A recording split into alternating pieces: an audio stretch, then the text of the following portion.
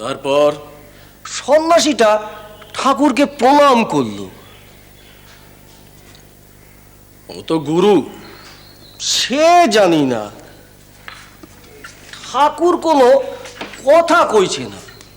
তারপর দুজনে মিলে ভাগীরথীর দিকে গেল। সন্ন্যাসীটা মায়া মায়া বলে চিৎকার করছিল। চলো তো। চলুন।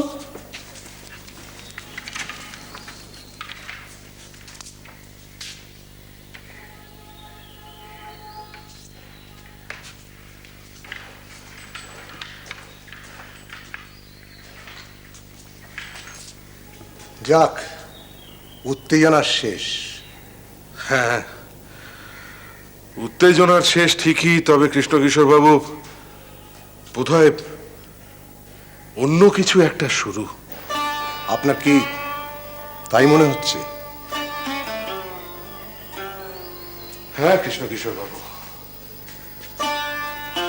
আমি এই নাগা সন্ন্যাসীটিকে যতদূর চিনেছি তাতে উনি আমাদের ঠাকুরকে ওনার নিজের পথে না নিয়ে যাওয়া পর্যন্ত ক্ষান্ত হতেন না।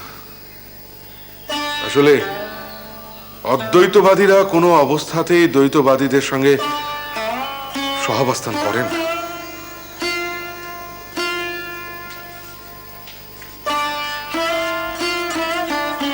ওই যে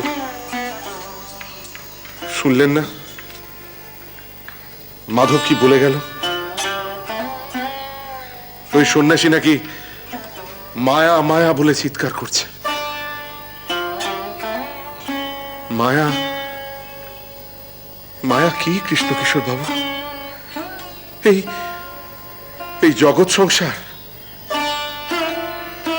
ওই মা ভবতারিণী, রাধা মাধবজি, দ্বাদশ শিব, এই সব মায়া। ঠাকুর মেনে নেবেন? তিনি তো ওকেই ওর গুরু মেনেছেন। এই তো সেদিনও মন্দিরে মধুর সাধনা করেছেন, নিজেকে শ্রী রাধিকা জ্ঞান করে ভগবান শ্রীকৃষ্ণকে লাভ করেছেন। শুধু কৃষ্ণ কেন, কৃষ্ণ, ভাগবত এবং নিজেকে একই গ্রন্থিতে বাঁধা দেখেছেন। ভগবান, ভাগবত আর ভক্তের লীলা ব্যাখ্যা করেছেন। আর আজ ফিরে এসে বলবেন সব মায়া। প্রভু, প্রভু, কি হলো বৈষ্ণব পণ্ডিত? মানা করুন, মানা করুন কৃষ্ণকিশোর বাবু, আমাদের প্রভুকে ও কথা বলতে মানা করুন। বলো না, বলো না প্রভু, ও কথা বলো না। সব মায়া নয় প্রভু, সব মায়া নয়, এ হতে পারে না। যেখানে যেখানে তুমি স্বয়ং সত্য হয়ে ঈশ্বরের মতো, সূর্যের মতো ভাস্বর হয়ে রয়েছ, সেখানে তো তোমার আলোকেই আমরা সবকিছু দেখতে পাচ্ছি প্রভু। বলো না প্রভু, বলো না, বলো না, বলো না। অধীর হবেন না বৈষ্ণব পণ্ডিত, ঠাকুর তো এখনো কিছু বলেননি। আর এখনই অধীর হওয়া মানে ঠাকুরের ওপর অনাস্থা প্রকাশ। আর তাছাড়া তোতাপুরীকে দেখে তো আমরা এই মন্দিরকে চিনিনি। এই মন্দিরে, এখানে ঈশ্বরের বহু প্রকাশ দেখেছি। শ্রী ভগবান শ্রী বিগ্রহের প্রত্যক্ষভাবে আবির্ভূত হতে দেখেছি।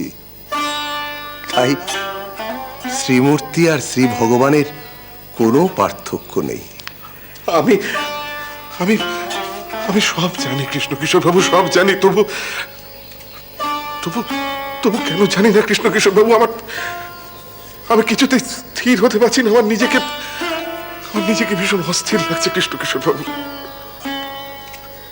আমি আমি একবার আমি আমার প্রভুকে দর্শন করে আসি কৃষ্ণকিশোর বাবু। একবার প্রভুকে দর্শন করে আসি। প্রভু, প্রভু, প্রভু।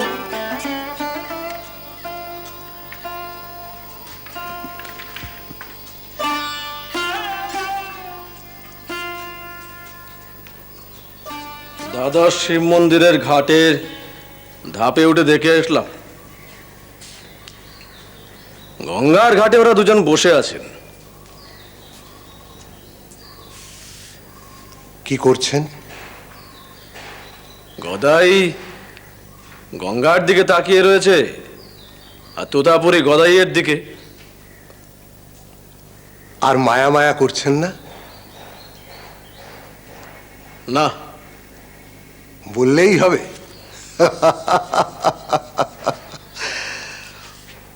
হরধারী ঠাকুর, তুমি ভাগবত পড়েছ? পড়েছি। আজ আপনি বলুন, আমি শুনি। অত সোজা নয়, বুঝেছ? বলুন। দেবী ভাগবতে মা বলেছেন, আমি যখন বায়ুর ন্যায় প্রবাহিত হই তখন সহস্র ভুবনের সৃষ্টি হয়। আমি স্বর্গমর্ত পাতালের পরেও বর্তমান। ইহাই আমার মহিমা। মা নিজে বলেছেন। বলুন, আপনি থামবেন না, আপনি বলুন। মায়া বললেই হলো, স্বর্গমর্তের পরেও মা আছে। তিনি বিরাজ করছেন তার নিজের ধামে। সেই ধামকে তন্ত্রশাস্ত্র মতে মণিদ্বীপ বলে। সেখানে মহামায়ার জগৎ, সেখানে শক্তিহীনের কোনো স্থান নেই। সেখানে মা তার সখী, দূতী, সেবিকাগণ পরিবৃত হয়ে আছেন। আর সেখান থেকে আমাদের নিয়ন্ত্রণ করছেন। শ্রীরাম কৃষ্ণ